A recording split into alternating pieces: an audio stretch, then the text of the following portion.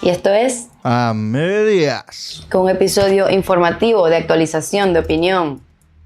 ¿Qué está pasando en Venezuela o en sus alrededores o en la atmósfera venezolana, en el mundo? De eso vamos a hablar en este episodio. Atmósfera venezolana y por fin, coño, no nos vamos a centrar en la operación en el Caribe. Creo que yo estoy un poco harta. ¿Sabes? Es como que hay Sí, otras cosas pasando. si pasa algo, nos vamos a enterar. Si Y cuando pasa algo, nos pase, vamos a pues enterar. lo conversaremos. Como dice Ana, que la libertad nos sorprenda. Que la libertad nos sorprenda porque ya yo estoy un poco harta. Sí. Entonces, hoy vamos a hablar de varias cosas que han pasado esta semana pasada y que van a pasar durante esta semana. Por ejemplo, María Corina Machado va a recibir el Nobel de la Paz y el comité noruego que se lo otorgó confirmó que ella va a recibir su premio de forma presencial en Noruega, cosa que es interesante, ¿no? Va a estar en Oslo. Porque es interesante. Primero porque es primera vez que María Corina sale del país. María Corina tiene años sin salir del país. ¿Por qué? Porque desde hace años tiene prohibición de salida del país. ¿Ok? Antes de haber estado en la clandestinidad, que fue el proceso el que siguió el 28 de julio, ella hizo un montón de protestas y ella no sale de su refugio desde el 9 de enero, que salió O sea, a yo hacer una supongo marcha. que la han movido de diferentes refugios, pero esa mujer está encerrada desde hace unos cuantos tiempos. Por lo menos un año. Sí, bueno, por lo menos tiene todo casi hasta ahorita. Si acaba de salir ahorita y recibe el premio el 10 de diciembre, ella salió el 9 de enero, es decir, tiene 11 meses probablemente sin ver la calle, ¿no? O sin hacer un acto público, No, y sin ¿no? salir, Entonces marico. es interesante, tiene 11 meses escondida y saldría del país a recibir un premio que consideramos que se lo merece. Pero, Hay muchas interpretaciones, muchas lecturas de lo que significa que reciba ese premio. No sé cómo lo interpretas tú. o sea, para mí me parece genial que lo reciba. Y creo, yo estoy pensando un poco en el largo plazo de ella como perfil y de la lucha. O sea, hay gente que la está criticando, que totalmente es una crítica válida de que si sale, eso va a ser una señal de debilidad porque pierde fuerza o desmoraliza a la gente que está en el terreno, que está en Venezuela. Pero yo me imagino a la gente viendo eso, ella allá recibiéndolo y dando un discurso y diciendo, mierda, esto es de nosotros, porque ayer convocó marchas en todos lados que decía el Nobel es de todos, algo así. El Nobel es de Hace 2 todos, días, el sábado, fue el sábado 6 de el diciembre. sábado, o fue Sí, ayer. el Nobel es El nuestro. Nobel es Era como nuestro, ¿sabes? No es como el que lema. María Corina se ganó el Nobel, o sea, está haciendo que la narrativa sea en general, como que esto es de nosotros, ¿sabes? Como cuando una Sí, Miss Venezuela se gana la corona y todo el mundo dice, ganamos, esto es mío, algo así. Yo lo veo de esa manera. También puede ver Sí, como eso, ¿sabes? El costo político negativo, pero no creo que sea tan grande. Me preocupa, y esa es la pregunta que nos hacemos todos, ¿qué viene después? Te ganaste el Nobel, sí. lo agarraste, ¿y ahora? Pero imagínense, de aquí a 10 años, la gente se va a... O sea, uno va a decir, María Corina se ganó el Nobel y fue para allá y va a hacer una foto histórica, ¿sabes? Yo lo pienso de esa manera. No perderte esa oportunidad de hablarle al mundo cuando todos los ojos están sobre ti. Eso es lo que yo pienso. ¿Qué viene después? No lo Sí, sé. No lo sé. ya conversamos ahora sobre el después, que es relevante. O sea, ¿qué va a hacer después de recibir el premio, no? O sea, ¿va a volver o no va a volver a Venezuela? Esa es la pregunta. Por ahora yo considero positivo que vaya y lo reciba, porque es una forma de desafiar el poder que no la deja salir del país, el poder que la tiene en clandestinidad por su propia seguridad, porque tiene casi todo el equipo preso o exiliado. Para mí va a ser igual de relevante como fue la operación Guacamaya, que exilió a los miembros de su equipo que En estaban la Embajada de asilados Argentina, en la Embajada de Brasil, bueno, en la Embajada de Argentina, custodiada por Brasil. custodiada por Brasil. Para mí va a tener el mismo peso, es decir, que ella reciba un premio en Oslo cuando el gobierno no la deja salir es una debilidad del gobierno, no de ella, no primero. Segundo, yo creo que ella puede aprovechar esa ventana, como dices tú, para hacer un discurso relevante que explique las causas de no solo por qué se ganó el premio, sino de por qué es necesaria la libertad de Venezuela. ¿Sabe que para el tengo mundo. miedo? Que agradezca a Trump. Uy, eso probablemente pase Marico, o sea, me voy a y sentir es muy táctico, mal. o sea, es táctico, Me pero voy a sentir muy mal si eso pasa. O sea, siento, si esto pasa, voy se a lo sentir que merece ella, ¿no? como que me quitaron un pedazo del corazón. Es como, ¿por qué? ¿Por qué? En esto yo estaba hablando con una amiga y dijimos, marico, qué bolas que a pesar de que estemos conscientes del sistema, no podemos escapar de él. Sí, ¿Sabes? Es claro. como la jeva esta se ganó el Nobel y va a tener que sobarle el ego a este señor por motivos estratégicos. Espero que no lo haga. Espero que de verdad no lo haga. Pero si lo hace, lo voy a No, entender. Me va a es doler, pero lo voy a probable, entender. pero es probable que lo haga porque ella sabe que eso es parte de su fortaleza, pues. O sea, su estrategia tiene sentido con ese aliado y no porque ella lo escogió.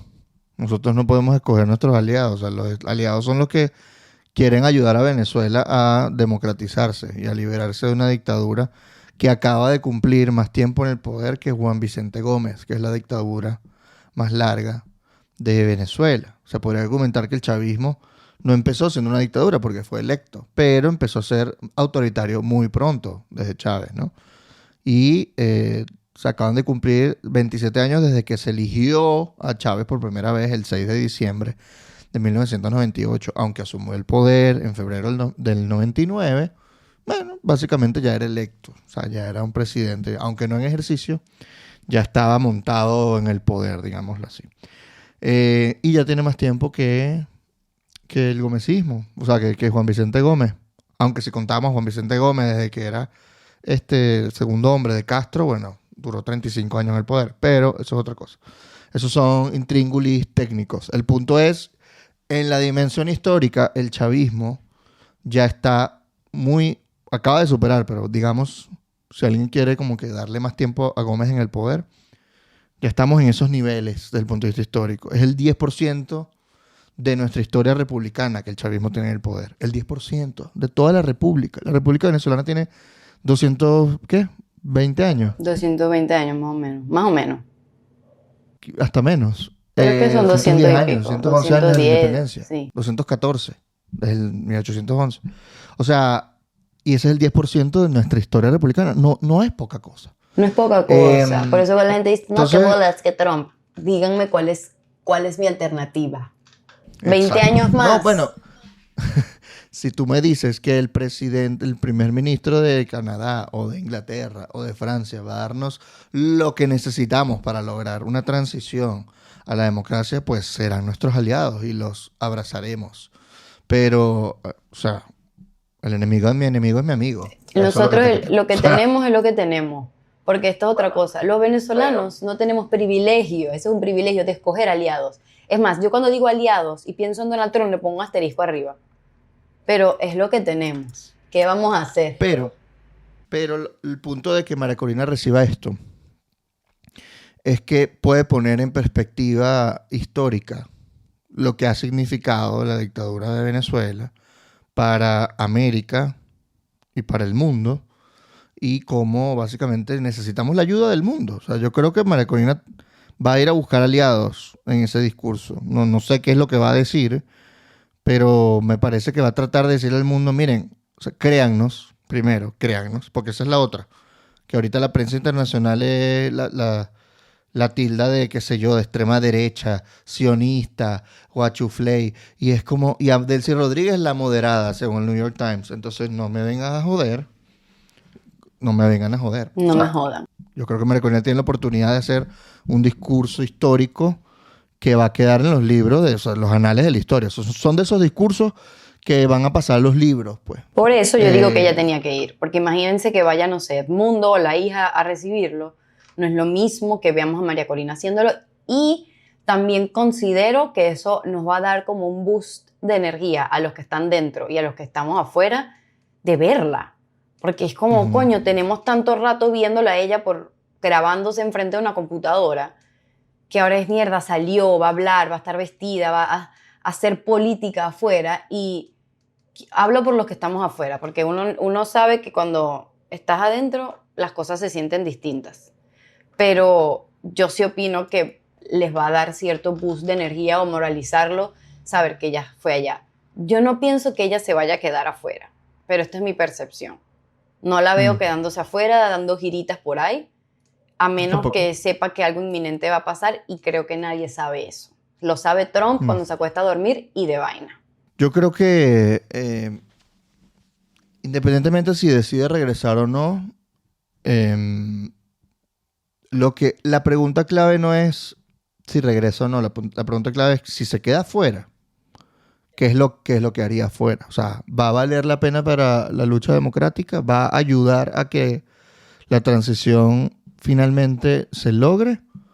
¿O al contrario, estando afuera más bien se disminuye y la organización interna merma o algo así? O sea, eso es lo que hay que preguntarse. O sea, ¿qué tanto funciona que ella esté afuera o adentro?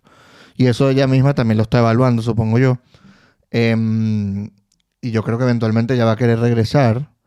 Yo creo que va a regresar. Pero si se queda un tiempito afuera, yo la entiendo. O sea, va a aprovechar probablemente ver a sus hijos, ver a su familia. Ver a sus hijos, comer, yo una creo que cosa, eso más bien, caminar. ella necesita ánimo. O sea, ella tiene un año encerrada. Después de haber estado en todo el país saludando a miles de personas, de repente te viste tú sola, que quién sabe cómo consigues la comida, quién te la lleva para que no lo agarren preso, para que no descubran dónde está. O sea, toda esta clandestinidad probablemente a ella le ha afectado emocionalmente y, coño, si puede abrazar a sus hijos, si puede A su ver a su mamá. familia y ella misma recargarse y luego volver, Claro. pues que lo haga. O sea, ella es un ser humano, pues ya no es una No persona es un superhéroe, caída del es una cielo. jeva. Es una jeva. Y yo lo que creo es que si hemos confiado en ella en los últimos años para que lidere este proceso, y la verdad ha ido como ha ido, o sea, le están dando un Nobel de la Paz por lo que organizó durante las elecciones, y esto viene desde la primaria. Las elecciones no se hubiesen dado si no se hubiese dado la primaria. O sea, yo creo que ella ha tenido una estrategia, exitosa y coherente con sus principios. Entonces, le podemos dar el beneficio de la duda de si decide salir y quedarse fuera un tiempo, bueno, Y es yo porque confío ella en considera ella. que es lo mejor. Yo confío en ella. O sea, a pesar de todo. Y si vuelve, Yo confío en ella. Si vuelve, yo creo que sería lo mejor, porque me preocupa la gente adentro. Me preocupa la desmoralización de la gente adentro. Me preocupa el miedo que hay adentro. sí.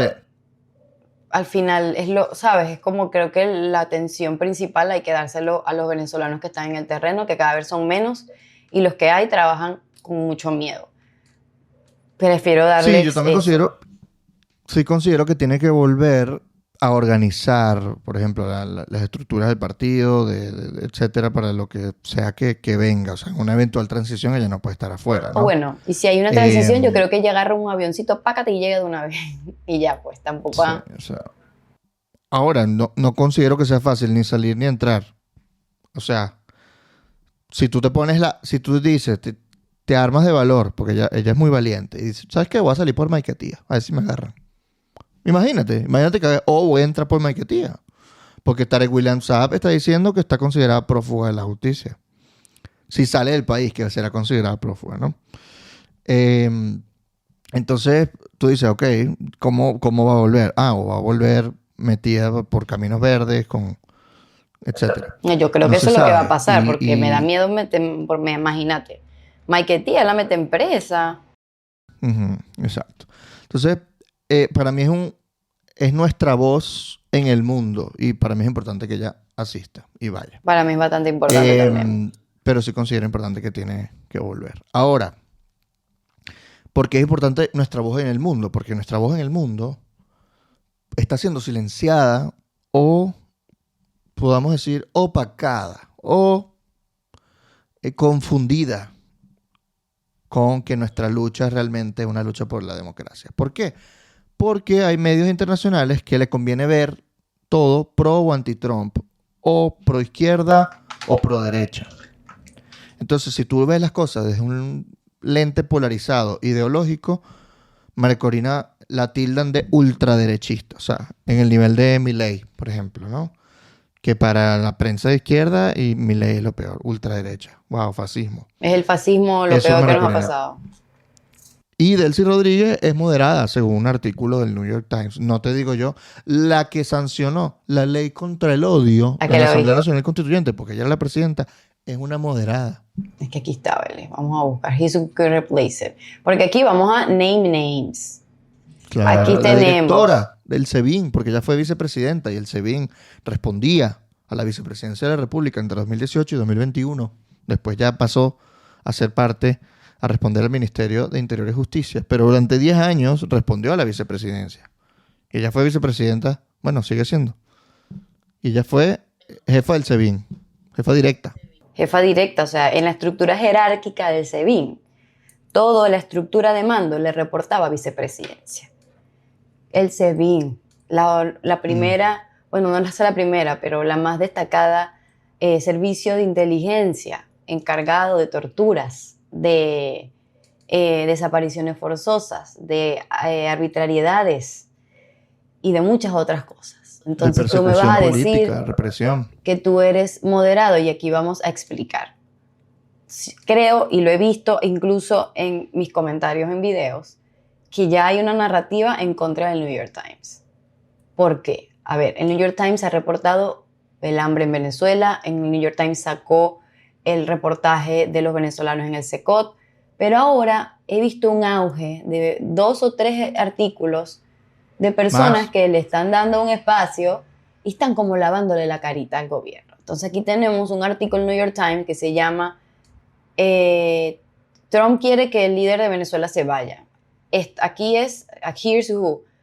Estos son los que pueden reemplazarlo, ¿no? Entonces te dan una lista de los jerarcas del chavismo.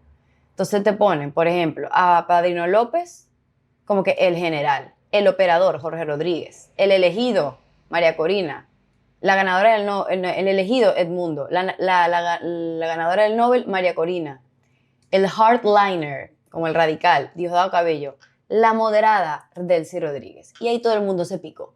¿Por qué me llama la atención? Porque el corresponsal de New York Times se llama Anatoly, bueno, vamos a poner Anatoly. Coño, sus artículos, o sea, yo le tenía confianza, porque siempre que leía sus artículos no lo veía biased. Pero entonces... Sesgado. Sesgado. Entonces ponen la fotico bella de Delcy, que la tomaron cuando una de... Cuando lo hicieron. Sí, que se llama Adriana, que fue a Venezuela a tomarle fotos, porque Delcy lo recibió con un cafecito. Le tomó una foto y esa foto está ahí diciendo que ella es la Hace moderada. varios meses le Hace hicieron esa pocos sesión meses. fotográfica Entonces ahí tenemos a Delcy. una corresponsal de New York Times entrando a Venezuela con la aprobación del chavismo. O sea, aquí hay cosas totalmente controladas. Entonces dice algo que a mí yo me volví loca, o sea, no lo terminé de leer el artículo porque me dio mucha rabia, es que decía que después del colapso económico de 2017, ella llevaba también la parte económica y ella pudo sacar a Venezuela. Ella arregló la economía de venezolana después de todo el peo de la crisis. Y es que wow, qué falta de variables, qué falta de... Siento que hasta es cínico. O sea, sí, o sea, babe, Delcy Rodríguez, de verdad, una persona que estuvo otra vez, vuelvo a decirlo porque es que loco, o sea, marico, la gente agarraba el SEBIN y iban para el helicoide. ¿Qué pasaba en el helicoide? Tortura. ¿Quién tortura ahí? La mayoría de la gente del SEBIN. ¿Cómo tú vas a decir que esa señora es moderada? Esa señora es moderada, la que aprobó la ley contra el odio, que esa ley se utiliza para absolutamente todo, para poder meter preso a la gente. Subí un estado de WhatsApp, subí una cosa, esto es ley contra el odio. Ah, pero es que la jeva es moderada. Me da rabia. No, y solamente dicen que es moderada económicamente, porque es la que tiene como una especie de apertura en comparación con las políticas antiguas de control cambiario de divisas, entre otras cosas. Pero, a ver, ella es la vicepresidenta de Economía. Es decir, el sueldo mínimo tiene casi 3 años en 130 bolívares, que hoy no son ni $1. Claro, pero se hace Hoy es la chanchullitos con los empresarios de Fede Cámara. Sí, claro, pero o sea, incluso cuando la venden como moderada económicamente, es una mujer que tiene a la mayoría, el sueldo mínimo no es ni $1. O sea, la mayoría de los derechos laborales están basados en el salario para tú recibir tus bonificaciones, tus prestaciones, tus bonos vacacionales. Se reciben basándose en el salario mínimo, si tú ganas salario mínimo. Generalmente la gente no gana eso, ganan un poco más, pero lo que le pagan es un bono. Es decir, tú legalmente ganas sueldo mínimo con lo cual tus prestaciones van a ser en base al sueldo mínimo, es decir, $2, $3, porque es 2, 3 veces el sueldo, pero te dan un bono y ganas en realidad $100, $150, $200 de sueldo, Claro, pero no qué tienes sé yo, dependiendo del prestaciones. trabajo. El punto es que es una bonificación. Para los derechos del trabajador eso no significa nada, porque la bonificación no te permite ganar más aguinaldos basándote en el sueldo de $200, porque ese no es tu sueldo, eso es un bono. Tu sueldo en realidad no es ni $1. Y la Exacto. decisión de que eso se mantenga así casi 3 años después es de Delcy Rodríguez y de Maduro, por supuesto. Entonces tampoco es que es una moderada económica. O sea, ya tiene al pueblo empobrecido. Y es decisión de ella. Años del salario mínimo así. O sea que ni siquiera desde el punto de vista económico, eso de moderada es plausible. O sea, eso no tiene sentido, ese perfil. Lo cual hace pensar que ese perfil está, no voy a decir comprado, Pero pero ahí hay muy unos lobbies. sesgado. Eso sí, muy sesgado. Ahí hay unos lobbies. Bueno, y también vemos No, bueno, es Alonso una buena Moleiro. pregunta. ¿Hay lobby? ¿Hay Sí lo lobby para hay. hacer We ver know that. a Delcy Rodríguez como una moderada en la prensa estadounidense? ¿Cómo es Porque, Alonso a ver, desde Moleiro? hace tiempo el New York Times ya le estaba tomando foticos y tal. O sea, no tiene poco tiempo esta idea de que Delcy Rodríguez es como la cara linda del Bueno, oficialismo. también tenemos otros ejemplos, porque hablamos de lobby. En algún momento, cuando estábamos, por ejemplo, cuando el auge de Guaidó, había muchas personas que veías esa narrativa como complaciente con el gobierno y en ese momento pasaban un poquito lisos, vamos a suponerlo. Pero ahora ya el nivel de la crisis, la barbarie venezolana es tan aguda, es tan, o sea, es increíblemente gigante y desastrosa que ya uno nota activamente quiénes son los que o tienen, están recibiendo dinero o simplemente están cumpliendo una agenda. Tenemos a personas incluso dentro del país que salió ahorita, ¿cómo se llama? Porque vamos a decir aquí, we're gonna name names, que este es un corresponsal, Ah, el periodista Alonso Alonso Moleiro. Moleiro, que es una persona que para mí tiene su línea bien marcada, o sea, no pienso que haya tergiversado cosas en Venezuela, pero No, en no, Alonso es un periodista serio serio, tipo, yo no y voy a hablar mal de él. responsable y además que se opone completamente Exacto. al chavismo y lo que representa y ha luchado por la democracia activamente. Y lo conozco personalmente y sé que es un tipo, o sea, de un profesionalismo intachable. Pero entonces, ¿qué fue lo que pasó? La editorial del país, los editores, como que le impusieron que escribiera o incluyera en su artículo a los opositores y incluyeron a Timoteo Zambrano. Ese señor ya sabemos hace mucho rato que no es opositor, sino es una parte dentro del espectro de los alacranes. Así como quien fue el otro que mencionó a Capriles. ¿Sabes? Es como no vas a la oposición que representa, que es oponerse, sino vas a los opositores que creó el régimen que están totalmente cooptados. Eso. Entonces me llama la atención que haya una imposición por parte de los editores del país para ponerlos. Entonces digo, ¿cuál es entonces el incentivo? Hay plata atrás. Hay otras personas que no voy a mencionar porque me dan miedo. ¿Por qué me dan miedo? Porque sabemos a quién están en la nómina y quiénes le responden, que se encargan totalmente todo el tiempo de andar desestimando cualquier narrativa en contra del gobierno. Y lo que hacen es, ¿cómo se dice cuando le bajan dos? ¿Cómo se llama? Relativizarla. Entonces O no, lavar la cara, pues. lavar O la sea, cara. Esa era una persona que escribía en el Atlantic Council, que gracias a Dios ya no está ahí. Y también estaba en Wola. Coño, vale, se nota. Se nota cuando empieza a hacer su vaina. Entonces son los mismos tres huevones que se dan retweet. Entonces tienen espacio en lugares académicos. Pueden escribir en New York Times, tienen que escribir en el Washington Post y cosas por el estilo. Algo que sabemos, que salió hace poco por, creo que la organización esta de derechos humanos, ¿cómo se llama? Que habló de Human Rights Foundation. el Human Rights Foundation, que es Juan González, que era uno de los asesores de Biden, que tenía algunos lazos con empresas del chavismo que le daban dando plata. Y ahí nos dimos cuenta, hay lobby. No es empresas del chavismo, sino empresas que posiblemente tengan vínculos económicos con el chavismo, Exacto. con dinero petrolero Con venezolano. dinero petrolero. Entonces, ahí nos dimos cuenta que Con todas los las bonistas, sospechas, los llamados bonistas petroleros. los bonistas, hay muchos. Entonces, los tentáculos de la corrupción venezolana, el dinero de la corrupción venezolana llega a espacios para controlar narrativas. Y eso está pasando. Y ahorita estamos en una guerra comunicacional. Ahorita hay muchas narrativas para contrarrestar que la gente piensa que es lo correcto. No sé si lo correcto, pero es positivo para nosotros la operación en el Caribe con cualquier arista que pueda tener. Entonces, ¿qué vemos ahorita? Los gringos, hands off Venezuela. Se te acabó Gaza, gordo. Ahora vas a venir con tu hands off Venezuela. Yo no te vi protestando cuando estaban matando estudiantes en 2014 y 2017.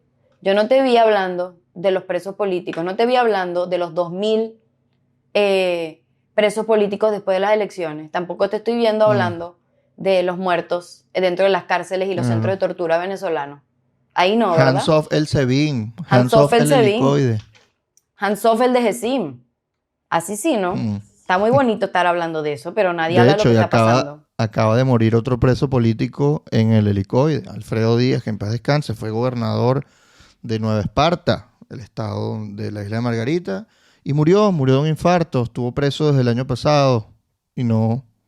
Pues son las cosas que pasan. Allegedly. Allegedly se murió de un infarto. ¿Por qué? Sí, exacto. Esa es la otra, porque no se puede verificar por ¿Cómo te verificas que fuentes fue un infarto? independientes. No es que va a entrar una comitiva de una organización de salud a hacerle una autopsia para ver que murió, ¿no? Eso no lo van a permitir. No lo van a Tengan todo permitir. La familia en fue a oscura, verlo, pero... O sea, no nos vamos a enterar si fue un infarto, ¿no? Y eso es algo que causa mucha inquietud. No saber si fue un infarto. No saber si se les pasó la mano, como pasó con el de... Fernando Albán. Con Fernando Albán. ¿Qué pasó con Fernando Albán? Busquen en internet. Fernando Albán, Venezuela. Entonces, eso pasa. Eso, para completar lo que vienes diciendo antes de que concluya. Esas narrativas que se desarrollan en distintos medios internacionales, no solo en el New York Times. El New York Times es una cara de esa narrativa. También hay prensa de otros países. Y ahí hay influencias, no solamente, tal vez hay dinero, casi siempre hay dinero, pero también hay influencias políticas, de aliados. O sea, ¿por qué, por ejemplo, incluyen a Timoteo Zambrano en un artículo? O Timoteo Zambrano no representa ningún tipo de oposición en Venezuela. O sea, de acuerdo a que... Porque un editor del país decide que Timoteo Zambrano es una voz de la oposición. Eso es como que tú quieres entrevistar al protagonista de una película y además entrevistes a un extra para que te diga qué es la película. Pero el extra no es nada en la película. El extra pasó por allá atrás. Timoteo es el extra de la oposición venezolana. O sea, no debe tener ni 1000 votos si sale una elección ahorita. Es una cosa que no existe. ¿Por qué no entrevistas al equipo de la persona que ganó la elección? Porque nadie habla el 28 de julio, ¿vale? Entonces, estas narrativas buscan generar opiniones en contra de, supongamos, la operación en el Caribe, que es lo que genera más polarización ahora. ¿Por qué? Porque el que está al comando de la operación es Donald Trump, que es una figura polarizante. Entonces, hablar en contra de la operación implica hablar en contra de Trump, lo cual vende en todo el mundo, porque hay mucha gente que está en contra de Trump en el mundo, sobre todo la gente de izquierda, en los países de Europa, en los países de Sudamérica, etc. Entonces ellos sienten que sí, está bien la libertad de Venezuela, pero yo no estoy a favor de lo que haga Trump. Entonces, por lo tanto, no estoy a favor de que esto le beneficie a Venezuela, porque esto no le va a beneficiar a Venezuela. Entonces, nosotros tenemos que ver esto con pinzas, porque nosotros conocemos nuestra historia mejor que nadie.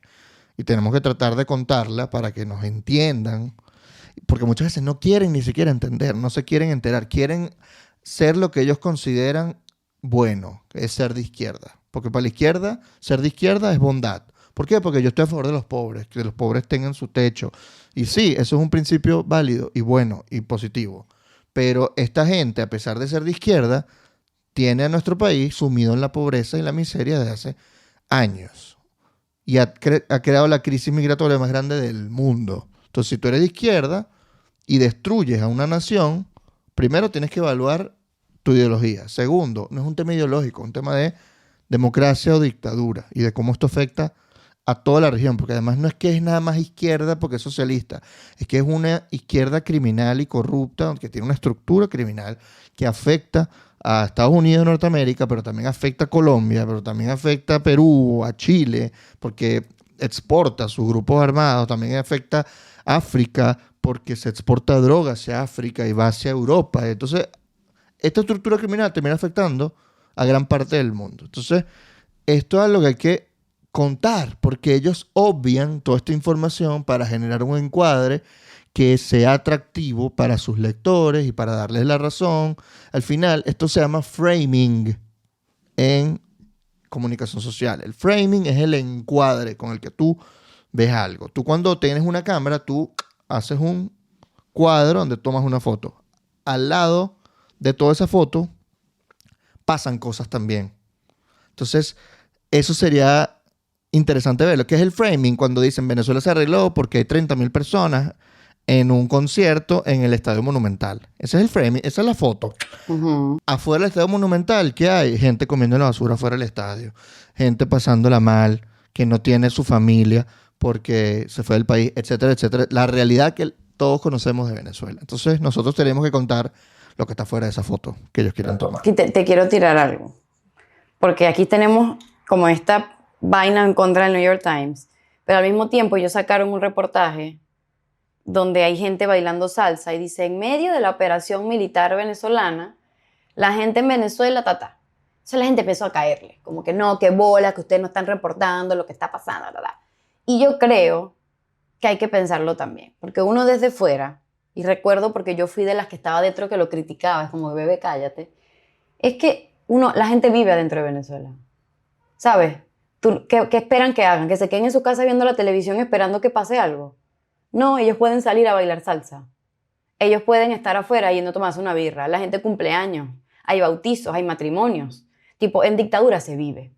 Entonces, Sí, yo la gente honestamente no creo que haya sido una lava de cara. Tipo, es como, gordo, esto está pasando. La gente en Venezuela vive. Porque me acuerdo en las protestas en la vaina que bolas que están tomando.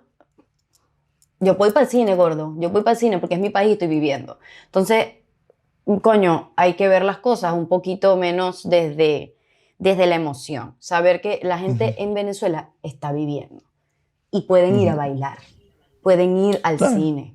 Entonces, aquí vemos. Sí, New York Times está un poco para pensar. He estado muy molesto últimamente porque a mí me gusta leer el New York Times.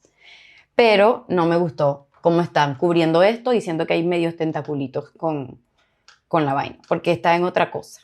Estamos viendo Claro. todo con óptica estadounidense, pero es porque la política interna estadounidense, yo siempre digo, la foreign policy, la política exterior de cualquier país está dictada por la política interior.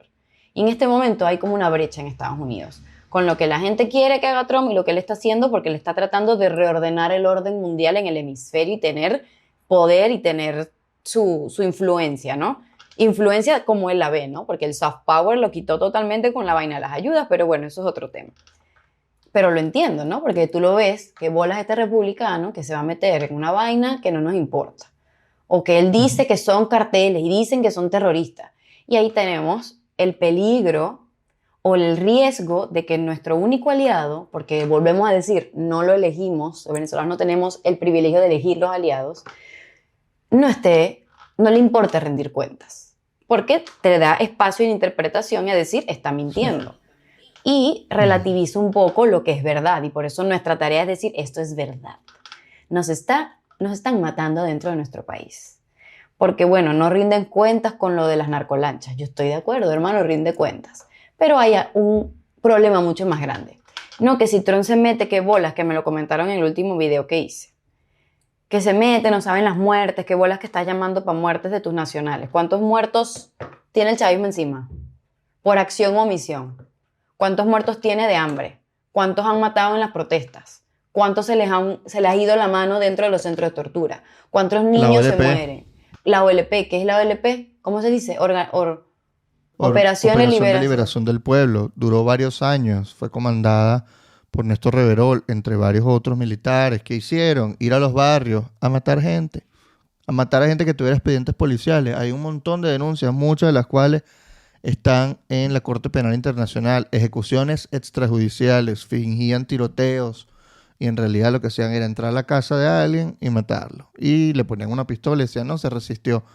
Y solamente había un tiro en toda la casa. Exacto, o sea, El tiro, o sea, entraban a los barrios y como necesitaban disminuir la criminalidad en vez de, no sé, hacer una política pública y ser un gobierno normal, ellos dijeron, vamos a crear la OLP y vamos a enviar a esta gente con armas largas a los barrios y usted va a matar a quien le dé la gana. Y tú me vas a decir a mí, no, que tú estás llamando el hambre, estás llamando el conflicto de tu país, ya estamos en un conflicto. Discúlpame, pero dame los números internos. Dame los números internos. no, lo cínico de todo es que culpan a las víctimas. Los venezolanos no estamos eligiendo la solución. O sea, nosotros ya elegimos nuestro destino. Queremos que el mundo sea presidente. Y el chavismo no ha soltado el poder. Entonces el chavismo es el que nos ha traído hasta esta situación. Es decir, si ellos deciden irse y renunciar, no pasaría nada. Entonces nos va a culpar a nosotros de que nosotros queremos una salida para este problema. De verdad. Porque la salida puede parecer, qué sé yo, que a ellos no les gusta. Porque aparte, Es que tampoco nos gusta a nosotros. a nosotros nos gusta, pero es lo que tenemos. Nadie está diciendo que esta es la salida ideal. Todo el mundo está diciendo que la salida ideal es negociada, pacífica. Claro, y lo intentamos. ¿Cuántas mesas de negociación no hubo? Estaba Noruega metida en esa vaina. Intentó Brasil. Dios mío, cuando Biden, que hubo los acuerdos, ¿cómo se llama? El acuerdo de Barbados, se utilizó por muchísimos años la vía diplomática y de presión interna de protesta pacífica. ¿Y qué pasó? Los reprimían adentro y los de afuera eran manipulados porque ellos nunca hacían concesiones y cuando no le cumplían su concesión absurda se levantaban de la mesa. Claro, Entonces, gordo, dime tú entonces qué vamos a hacer. Sí, exacto. O sea, ¿Sabes si cómo alguien me habla de suena? operación militar, no es porque esa sea la solución que nos encante, es porque hay 27 años de lucha. Que incluso, no sé Y si hemos aquí intentado todo, dentro de los mecanismos institucionales, todo. todo y nos han quitado y han desmantelado nuestras instituciones. Que creo que aquí podemos hablar del artículo de Javier Corrales, que va metido un poco en este Sí. tema. Porque esto es interesante, pero vamos a destacar algo antes del artículo de Javier Corrales, que tú dijiste, no, que la gente que está dentro de Estados Unidos se puede oponer a una operación militar en Venezuela o lo que sea. Porque que Trump está inventando, o Trump miente, vaina. Y la verdad es que tenemos la carta reciente del Pollo Carvajal, que le dedicó, bueno, que se la dirigió a Trump y la filtraron algunos medios, entre esos ABC de España y un medio de Dallas, no recuerdo el nombre. Ok. Y menciona varias cosas. Pero vamos a decir a la gente que no sabe el Pollo Carvajal. Se llama Hugo Carvajal, le decían el Pollo. Él era diplomático, si no me equivoco, de Panamá. Y es un general Aruba. retirado. ¿De qué? De Aruba. ¿No era de Aruba? Sí, era Aruba. Aruba o Panamá. Era por ahí. Y fue jefe de inteligencia de Maduro y Chávez. Dice, sí. De inteligencia militar. O sea, ponete ahí un DGCIM, pero de Chávez. Ajá. De Y de Maduro 2004 a también. 2011 fue el jefe de inteligencia. No sé si de Maduro. Maduro llegó en 2000, ¿qué? 12. 14. No, pero con Maduro también fue jefe de inteligencia. Y en 2017 rompe con Maduro. Y se va y lo agarran en España. Es verdad, es verdad. y años Porque después lo era exilian. diputado de la Asamblea. Lo- Era diputado de la Asamblea. Ujú. Anyways, Y este luego señor. Sí, tuvo muchos cargos como todos los chavistas. Pero el punto es que es una persona que estuvo a cargo de la inteligencia. Eso quiere decir que tiene información de primera mano y probablemente tenga pruebas, no solamente como testigo. O sea, es probable que tenga pruebas. Y le dedicó una carta, le dirigió una carta a Trump donde dice muchas cosas. Entre esas cosas, dice que sí, que en Venezuela se conspiró para enviar drogas, que se enviaron drogas, tanto que estuvieron presos. Esto es un hecho, esto no es opinión de él. Estuvieron presos los sobrinos de Nicolás Maduro.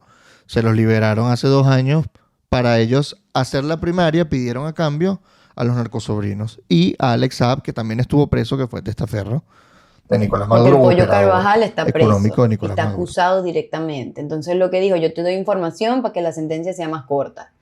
Para que sepan. Hay gente que ya se ha procesado por la justicia estadounidense con pruebas y con un procedimiento. Pasó con los narcosobrinos y pasó con Alex Saab. Que Biden se los regresó, que a mí me pareció el error más grande del mundo. ¿Por qué? Porque ahí había información y había una carta de negociación muy grande vamos a suponer que lo que ganamos nosotros fue la posibilidad de hacer unas elecciones, entre comillas, entre comillas. Pero bueno, eso lo vamos a ver en el largo plazo un poco. El negociador era el que mencionaste hace rato, que era Juan González. Exacto, Juan González era este pana que es lobista. Entonces imagínate tú, ¿quién nos estaba moviendo esa negociación? ¿Con qué intereses? Plata, había plata, el chavismo ahí, paca. Exacto. Entonces, lo que está tratando también el Carvajal denuncia que hay relación con el Hezbolá, con grupos paramilitares como el ELN, la disidencia de las FARC. O sea, demuestra vínculos con estos grupos criminales. Es decir, que esto no es una opinión del gobierno de los Estados Unidos. Estos son hechos demostrables, con testigos presenciales, con acusaciones. O sea, Estados Unidos acusó a Maduro en 2020 de operar como líder de narcotráfico. O sea, es el Departamento de Justicia, no es Trump el que lo acusa, el que lo hace indictment. O sea, tiene una acusación. Esto no es una cosa que se inventa Trump. Entonces, cuando la gente lo ve como algo que se está inventando Trump, claro, porque Trump miente y Trump exagera. Ese es el punto. Por eso es riesgoso. Por eso no escogemos los aliados. Bueno, pero es que esa es su retórica. Claro, eso es su retórica y por eso la gente no le cree. Y yo puedo entender a un estadounidense, pero es como, hermano, usted busca en internet y usted hace una investigación y va a tener los datos. Obviamente entiendo que puede ser mucho ladilla, pero es cuando la gente dice, no, que intervención, que hands off Venezuela. Dios mío, decirle hands off Venezuela a Rusia, a Irán, a Hezbolá, a los grupos, al ELN. ¿Sí me explico? Entonces, por eso estoy un poco indignada al respecto, pero aquí tenemos al Pollo Carvajal que le dio información directa. Hermano, aquí está. Yo estaba ahí adentro. Y obviamente eso se filtró a propósito. Claro. Pero, ajá.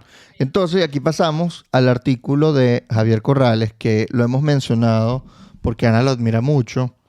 Es una persona que ha estudiado las autocracias muy bien. Creo que es ciudadano americano. Él es de Puerto Rico, Él es ciudadano americano, sí. Habla español y ciudadano americano. Pero es una persona que sí, ha estudiado mucho al chavismo, etc. Y escribió un artículo interesante en la revista Time. Hay cosas con las que estamos en desacuerdo, otras que podemos considerar que tiene un punto válido, y justamente es una postura muy crítica y analítica, pero no es crítica desde la polarización. Es lo que me gusta de su artículo. No es como que somos anti-Trump y ya. No, él tiene una base teórica. Aquí hay como unas pruebas que yo considero que son válidas para decir esto. Y su opinión su análisis se titula "Porque Trump no va a establecer una democracia en Venezuela". Entonces ya el título tú dices, bueno, esto no va a ser beneficio, o sea, esto no va a alardear la operación en el Caribe y todo lo demás, esto va a ser crítico, pero tiene varios puntos que consideramos importantes decir, porque esto hay que evaluarlo. O sea, que algo parezca que nos convenga y queremos que funcione, no significa que no lo podamos ver con ojos críticos. Sí, hay que ver la letra chiquita, ¿no? Porque nosotros estamos viendo la parte en general de que, hey, si queréis me ponéis a Elmo de presidente, porque todo va a ser mejor. Pero obviamente hay riesgos, en cualquier transición hay riesgos, porque también algo que, a ver, me gusta leer a Javier Corrales porque él habla de transiciones a regímenes autoritarios, o sea, todo el proceso del democracy backsliding, o sea, como que, no sé cómo se dice backsliding en español, pero como que la caída de las democracias y como... Es como ir para atrás, sí, la decadencia. La decadencia. O sea, no es decadencia propiamente, sí, es como retroceso democrático. Y él estudia eso y me gusta porque tiene todas sus herramientas de ciencia política. Y él habla de las transiciones, porque hay muchas veces, o sea, una transición puede empezar y también puede transicionar a algo que no es democracia. O sea, los procesos transicionales son muy volátiles, o sabes, es como cómo se hace para que puedas redemocratizar un país que está tan en la miseria y está todo destruido como Venezuela. Porque es difícil, o sea, y lo hemos mencionado muchas veces, no hay precedentes de este tipo de transiciones porque Venezuela tiene unas variables rarísimas y extrañas. Entonces él escribió esto. Entonces dijo que Trump no lo va a establecer, él no va a establecer la democracia. Ya desde ahí en adelante yo digo, pero yo no esperé que lo hiciera. O sea, yo, Ana, así como cuando nunca pensé que el Viejamoroso iba a decir que ganó Edmundo, yo nunca pensé que Trump iba a estar metido en un proceso de redemocratización o de transición muy adentro. Siento que podemos tener aliados distintos y creo que tanto Edmundo como María Corina lo deben saber y tienen esos contactos. Pero vamos a leer lo que dice. Entonces dice como que el futuro de Venezuela, algunos actores de la administración de Trump parecen adoptar la teoría de que la democratización es un problema, es principalmente un problema de personal y reemplacen, anyway, esto la verdad no me importa. Vamos al primer mandato, aquí están hablando como muy del mandato de Trump, de que él no tiene esta perspectiva de poner a profesionales en su administración, sino que pone a gente y ya, ¿sabes? Como que no pones a la gente que es buena para el cargo específicamente y que tiene la experiencia para hacerlo. Desde ahí al principio dije, ok, ¿qué queréis que haga? O sea, la verdad no lo veo como algo tan, ¿cómo se llama? Tan determinante. Entonces dice que todas las democracias tienen 3 pilares importantes, cada uno de los cuales aporta un colectivo cambio específico. Entonces, el primero es seguridad, reestructuración económica y desradicalización. Y que el apoyo externo es indispensable para la nueva democracia que se puede instaurar en Venezuela ya después que Maduro. Aquí estamos asumiendo que Maduro se fue y no estamos teniendo en cuenta las variables de cómo fue que salió del poder. Entonces eso también es importante dentro de este análisis porque solamente viene desde la perspectiva de lo que puede hacer la administración estadounidense con base en las variables que ya existen de cómo es Venezuela, pero no sabemos cómo es la transición, ¿no? Entonces eso ya partimos de ese supuesto. Después viene, Venezuela necesita un sólido paraguas de seguridad, porque el objetivo sería proteger al país, no de los adversarios externos, sino de los internos, y desmantelar el régimen de Maduro supondría enormes costos para muchos actores, que es lo que dice, que hay actores dentro de Venezuela que viven por impunidad, como los colectivos, como los grupos que se encargan de la corrupción, del contrabando, el ELN, ¿sabes? Los grupos... Sí, los operadores del narcotráfico. Los operadores del narcotráfico, el ELN, o sea, guerrillas, los que están en el Garco Minero, algunos militares, porque también ahí entra parte de la Fuerza Armada y supongo que también fuerzas policiales y los colectivos que obviamente están armados. Entonces lo que dice él es que, coño, eso lo convertiría en una de las sociedades más armadas de América Latina. Ahí no está teniendo la variable cultural. Yo, honestamente, yo no creo que Venezuela es un país altamente violento en ese sentido y creo que a muchas de las personas, tanto a las fuerzas militares como a los otros, les conviene que haya un cambio. El punto es que les va a afectar directamente en la manera en que se ganan la vida. Pero bueno, eso es ahí el inciso. Entonces dice, bueno, que bueno, lo que... o sea, a ver, eso de la seguridad es discutible porque Venezuela era el país más inseguro hace 10 años, hace 15 años. O sea, en el 2008, 2009, Venezuela, Caracas era la capital de la violencia del mundo. ¿Por qué? Porque así se permitía. La impunidad en las fuerzas policiales lo permitía. Luego se hicieron la operación de liberación del pueblo, que fue matar malandros y no malandros. ¿Por qué decimos no malandros? Porque eran personas con expediente policial, pero eso fue después de las protestas del 2014 y 2017. Y después de esas protestas, muchos de esos chamos tenían expedientes policiales. Es decir, chamos que agarraron en protesta pudieron haber sido malandros para el Estado. ¿Por qué? Porque tenían abierto un expediente. Eso es importante destacarlo, que pudieron haber sido disidentes políticos. Es importante, ¿no?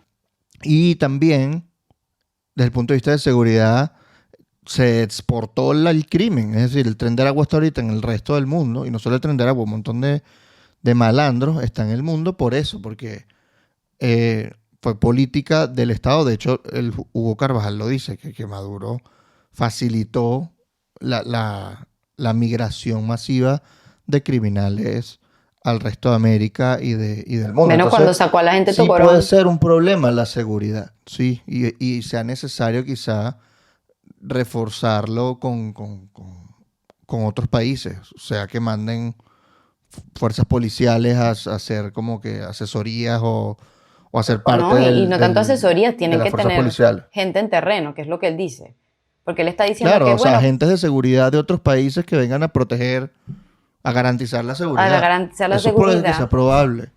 Que puede ser, o sea, tipo, la verdad yo no estoy desestimando ningún argumento, solo que creo que hay cosas que le falta una variable que me gustaría que lo unieran. Porque, por ejemplo, le dicen, la última invasión fue en Panamá, pero que Panamá no es lo mismo, no había los civiles no tenían armas y que pacificar Venezuela va a ser más difícil. Y hablan de que la asistencia internacional tiene que ser importante para crear una arquitectura de seguridad, porque hay como que en las transiciones, usualmente cuando llega el otro grupo al poder, se tiende como a querer reprimir porque están radicalizados o porque quieren, no sé, cobrar lo que pasa, ¿no? Y lo que dice que las transiciones se parecen a los acuerdos de paz que vienen después de las guerras civiles. Me gusta esa analogía, quisiera leer más al respecto. Y que tiene más probabilidad de durar cuando hay un actor externo y neutral, ¿no? Como una fuerza de paz, unos cacos azules, pues. No sé si cacos azules. Pero que esté comprometida con los derechos humanos, que eso es lo importante, ¿no? Como que voy a llegar a ello con unos equipos de seguridad, no. Tiene que tener perspectiva de derechos humanos para contener a los saboteadores, que eso es lo que dice, contener saboteadores, y que tiene una participación internacional. Que no debería haber, qué sé yo, miembros del ejército estadounidense en terreno venezolano. Eso es lo que básicamente debería está diciendo. No debería ser el ejército estadounidense y ya lo está diciendo. O sea, aquí nadie le está pidiendo a Trump que envíe una fuerza transnacional para la seguridad. O sea, hay otra gente en el mundo que lo puede hacer. O sea, hay organismos internacionales todavía, a pesar de que la gente está hablando paz de la ONU, no sé qué, hay personas, y tanto en la región, o sea, yo creo que eso no se lo tenemos que tirar a Trump. Y hay mecanismos legales para eso. No es que va a ser una ocupación ilegal. El TIAR, por ejemplo, que María Corina lo pidió hace un montón de tiempo y por la cual el chavismo la persiguió y la acusó de invocar una intervención internacional. El TIAR es eso, una intervención humanitaria que implica ocupación militar por poco tiempo para garantizar el orden público. Eso lo activan, por ejemplo, cuando hay guerras o cuando hay... No sé si el TIAR se activa cuando hay terremotos. Déjame chequear un momento. Pero lo voy a verificar.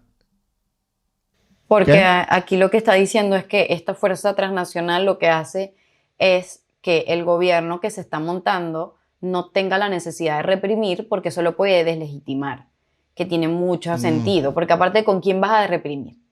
Que vas a agarrar a los mismos que reprimían, ¿sabes? Es como ahí puede haber un desorden, porque tienes que mantener el orden. Y algo que es importante es que Venezuela es un país donde muchas partes del territorio no están controladas por el Estado. Hay partes del territorio donde los controlan fuerzas irregulares, como las guerrillas. Eso lo veo muy importante mencionar. Así que la parte de seguridad la entiendo, creo que hay que tenerlo sobre la mesa, pero no ¿sabes? Es como, Trump no tiene que hacerlo, de verdad. Tipo, no lo veo ni siquiera con la intención de hacerlo. Y si lo hace, creo que no lo haría como de la mejor manera, que eso es lo que entiendo de él, ¿no? ¿Sabes? Es como que el carajo no le va a importar.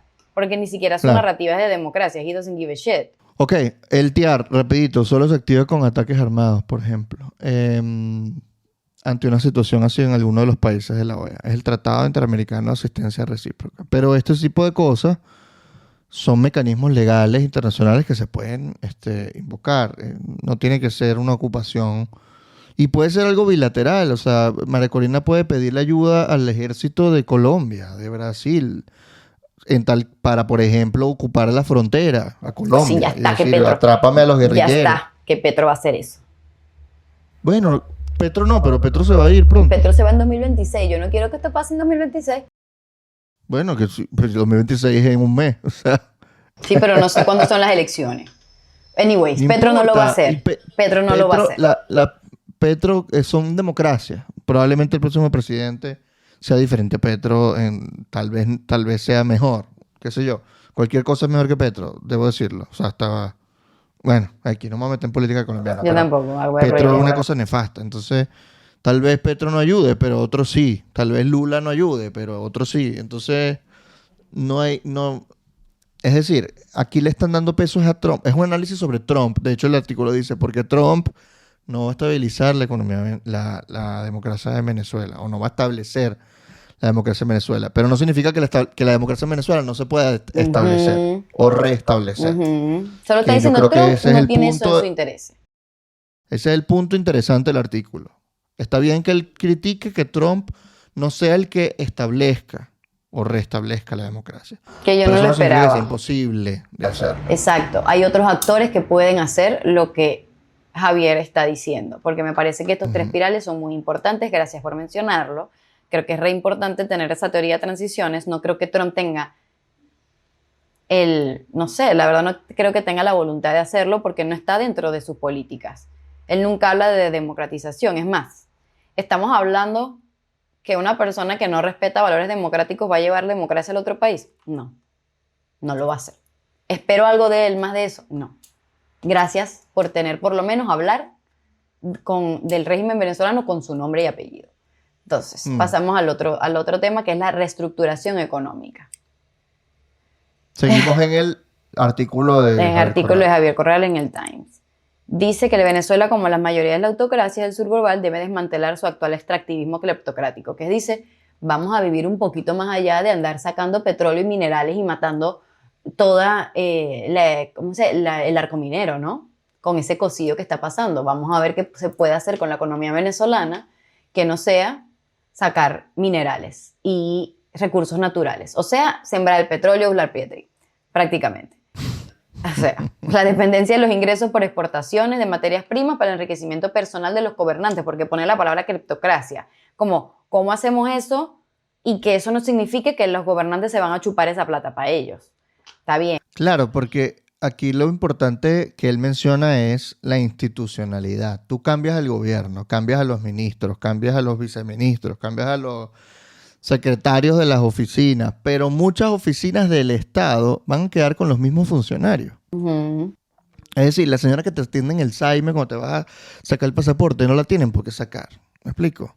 O el sargento de la comandancia de allá de, no sé, del Estado Bolívar, de no sé qué, no lo van a tener que cambiar al principio, porque no te conviene en una transición cambiar a todo el mundo, porque si no el Estado se te va a trancar. Se te va a Es decir, la desplomar. gente se te colapsa. Tú no puedes cambiar a todo el mundo. Y los cambios no son de la noche a la mañana, son poco a poco. Entonces, obviamente, tú vas a sacar a los actores clave de la corrupción. Tú no vas a mantener a Diosdado ahí desde ministro. O sea, eso no puede pasar. Pero el funcionario que capaz ha traficado algo de droga en Sucre, capaz hasta que no lo descubran y no haya un juicio en su contra y lo condenen, capaz siga ahí al mando y va a querer todavía mantener su mafia y su vaina, pero ahorita escondiéndolo, no siendo tan evidente, porque lo pueden meter preso si lo descubren. Pero ese tipo de vainas, la corrupción va a continuar allí, porque no va a depender, o sea, la gente no cambia moralmente. Ah, no, ahora yo teniente coronel, que tengo 10 años traficando cocaína, ya yo no voy a traficar porque María Corina está... No, no, Claro. lo voy a seguir haciendo sin que me descubran. O sea, el problema de una institución corrupta, que tú no la puedes cambiar de la noche a la No la mañana. puedes cambiar de la noche a la mañana y va a Eh, ser o sea, un proceso largo, que va con lo de arriba también, ¿no? O sea, necesitas esta fuerza de seguridad para que la gente se quede quieta y la reestructuración económica no se lleva de un día para otro. Va a poner un ejemplo aquí que no es el mejor ejemplo del mundo, pero estoy en este país. Coño, este país a mí le falta como libre mercado, ¿no? Hay un montón de impuestos en todos lados, las cosas de afuera son muy caras, o sea, como que pedir por Amazon eso no existe. O sea, sí existe, pero los impuestos no tienen sentido. Que llegó Milei diciendo, coño, vamos a cambiar eso. Este pana tiene años en la presidencia y ha ido muy lento. ¿Sabes? Como que hay impuestos que ha levantado, ha empezado a cortar el gasto público en lugares que a la gente no le gusta, pero... Y es lento. Entonces esta reestructuración económica, lo que Javier dice es como que no es solamente dar plata de reconstrucción y levantar sanciones, sino que se necesita como muchos conocimientos técnicos para poder generar este nuevo modelo económico.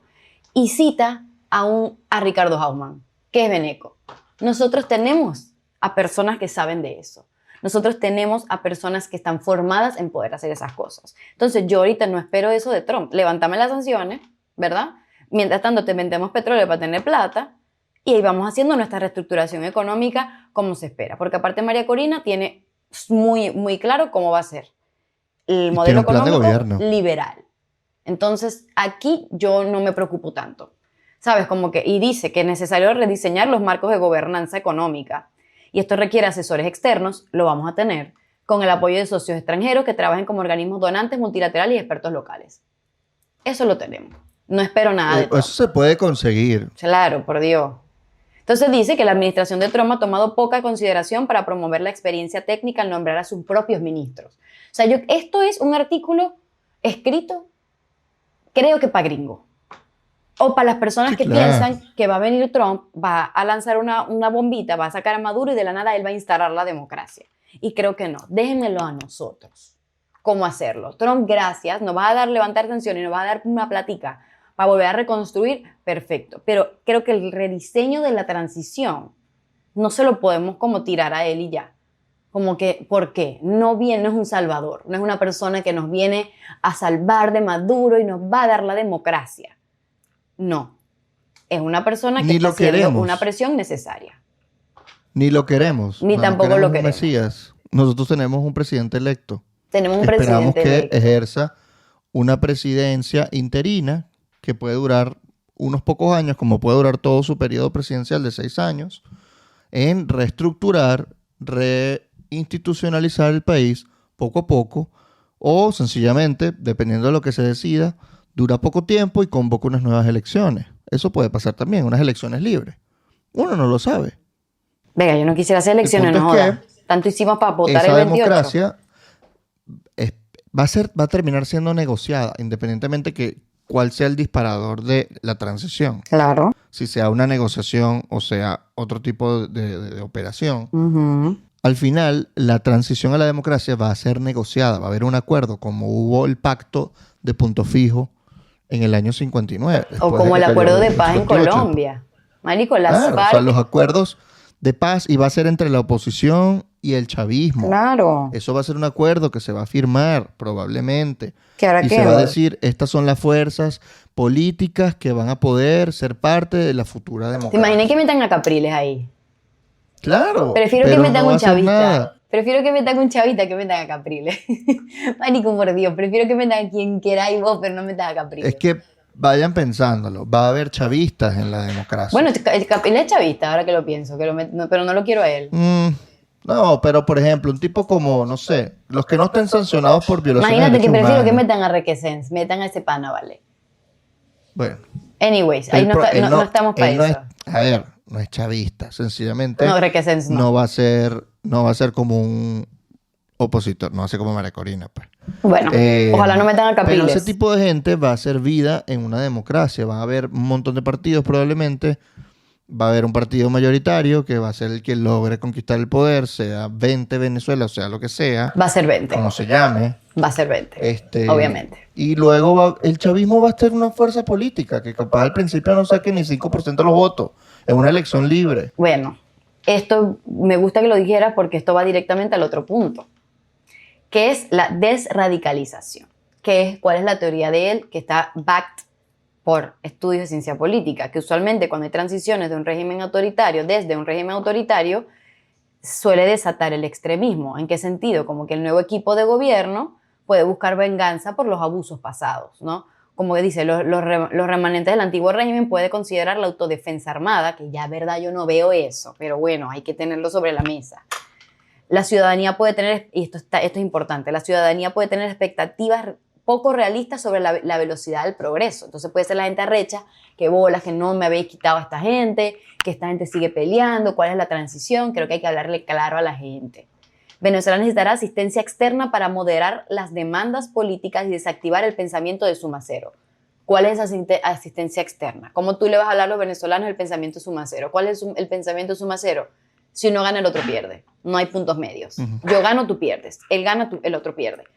Hay que haber un punto medio, va a haber negociaciones. Yo creo que cuando hay una transición tiene que haber un manifiesto, tiene que haber cosas escritas. Leímos en el episodio anterior, creo que fue, o el anterior a ese, que ya hay recomendaciones de organizaciones de derechos humanos, creo que fue la Fan Fighting Mission o otro que está en Laboratorio de Paz, en la organización que le dice que ya hay estándares de derechos humanos de cómo empezar la transición. Entonces, tenemos la información, tenemos a las personas, el punto es quién lo va a organizar. No sé si necesitamos a gente externa, porque dice que va a requerir un replanteamiento institucional. La pregunta más que quién lo va a organizar es quién va a tener el poder de organizarlo. Bueno, pero ahí porque vamos el poder a tener... no te lo da un cargo. Claro. El poder no te lo da un cargo. A ti te pueden nombrar ministro de Interior y Justicia, pero si tus subalternos no te obedecen, porque sus subalternos tienen miedo de que tú los metas presos, porque los vas a perseguir, porque ellos han estado en corrupción, supongo, un viceministro que lo mantuvieron. Uh-huh. Dice, coño, pero yo estuve involucrado en vainas, yo no confío en ti. Entonces, ¿por qué te voy a hacer caso? O te oculto vainas, o no lo... O más bien, no es que no obedezca directamente, sino que ralentiza los procesos y básicamente sabotean la gestión al no hacer nada o hacer las cosas malas, al equivocarse, al hacer como errores voluntarios y vas colapsando desde adentro del gobierno. O sea, eso es lo Claro. difícil de una transición. Pero yo creo que eso Generar va pasito a confianza pasito. de que no van a perseguir a todo el mundo. Y eso tiene que haber un acuerdo antes, y creo que eso es necesario. Es un pacto. Siguiendo con eso, Javier Corrales lo que Que no es dice, impunidad. no es impunidad, no es impunidad. Aunque hay que hablar claro, justicia transicional tiene un poco de impunidad, pero no a los violadores de derechos humanos y los que cometieron crímenes de lesa humanidad. Eso lo hablamos en el episodio antes del de Meucci, el anterior. Esto es importante, que lo veo un poco, ya lo tenemos. No lo veo como un problema de que, wow, solo que no lo va a hacer Trump, que es un replanteamiento institucional, como seguir las leyes, desde la Constitución al sistema de justicia penal. Hay algo que, no sé si lo inventó Javier Corrales, pero que se llama legalismo autocrático o autocratic legalism, que es agarrar una institución, por ejemplo, principalmente es como la justicia, y es que tú utilizas eso a tu placer, que es lo que hacen ahorita. Que también va con ¿te acuerdas cuando te dije el function, como la fusión de funciones? Es eso. El ejecutivo hace su vaina y es lo que dice, bueno, el judicial hace esto, el legislativo hace esta cosa y hacen lo que le dé la gana. Y el miedo de él, el riesgo, es que lo utilice el nuevo gobierno. Como que, bueno, yo le voy a decir al fiscal que puse nuevo que te meta preso porque yo sé que vos metiste preso a tal persona porque es pana mío. Entonces dice, ok, ¿cómo se hace para reemplazar el autoritarismo, legalismo autocrático, como él le dice, por un sistema de poder compartido? Entonces ahí debe haber acuerdos, que cuando mencionaste el pacto de punto fijo, ahí debe haber un acuerdo, porque tenéis que volver a buscar la institucionalidad, que la gente siga las leyes. Pero es que mira, si no hay unas elecciones generales en el momento de que haya una transición a la democracia, supongamos que Edmundo es el presidente y asume y empieza un gobierno de transición. ¿Ante quién se juramenta? Ante Jorge Rodríguez en la Asamblea Nacional. No va a ser eso, men. Contrapoder, Jorge Rodríguez. Verga, pero va a llegar el mundo y va a decir de dos jodas. ¿Ah? Es que ese es el problema, no sabemos cómo va a ser la transición. Dígame si bueno, pero Héctor Rodríguez, ¿y si no es Jorge Rodríguez? Jorge Rodríguez se mete en el avión con Maduro países. ¿Ah? ¿Sabes? Como que no sabemos cómo es la transición. Imagínate que ninguno de los Rodríguez va a estar en el país. Bueno, imagínate que los Rodríguez mantienen su poder aquí. Yo haría unas super elecciones. Sí, pero hasta que la hagas, vas a tener esos poderes, porque no puede no existir un poder legislativo, un poder judicial. O sea, los magistrados van a seguir siendo magistrados hasta que se acabe su periodo. Bueno, pero yo creo que vamos por parte. Primero sácame a los presos políticos. Pero eso es lo que te digo. Si tú vas por parte y tú echas para atrás, y tú echas para atrás y dices, en teoría, los magistrados tienen un cargo ilegítimo. Los de la Asamblea Nacional también, porque su elección fue completamente irrita. La fiscalía, el fiscal tampoco es él, porque esto lo nombró la Asamblea Nacional y la Asamblea Nacional Constituyente, y esa no era legítima, no fue electa. Entonces todo el mundo es ilegítimo. Entonces tú vas a cambiar todo el mundo. Se te colapsa el Estado. Exacto, no puedes, tienes que esperar y probablemente, si no huyó el fiscal general por X o Y, por miedo o lo que sea, el fiscal general va a ser el mismo que te mandó a meter presas antes. No, vale. Si me vas a decir a Tarek William Saab. Pero es que tú no te imaginas que eso va a ser así. No, yo creo que esa gente es responsable de crímenes de lesa humanidad, esa gente no puede estar. O sea, vos me estás diciendo que vamos a ir para Michael Moreno. Ideal, Michael Moreno. Desde el punto de vista ideal, todos ellos se van o todos ellos van presos. Pero las transiciones no sabemos cómo son hasta que son. Hasta que son. Entonces, si hay aquí estamos hablando de gobernabilidad, probablemente haya gente que se quede en un cargo. Que se van a quedar. O sea, hay gente que se va a quedar en un cargo. Pero, por ejemplo, varios magistrados del TCJ, que ni sabemos los nombres. ¿Sabes? Creo que va a haber esa gente que se va a tener que quedar mientras pasan las cosas y mientras les dan garantías y mientras construye el Estado, que lo volvimos a hablar otra vez. Pero lo que te digo es que probablemente se quede también la que garantizó el fraude, la presidenta del Tribunal Supremo. Y se quede entonces María Corina o Edmundo va a tener a la jefa del Tribunal Supremo, una tipa que no le reconoció su elección en un principio.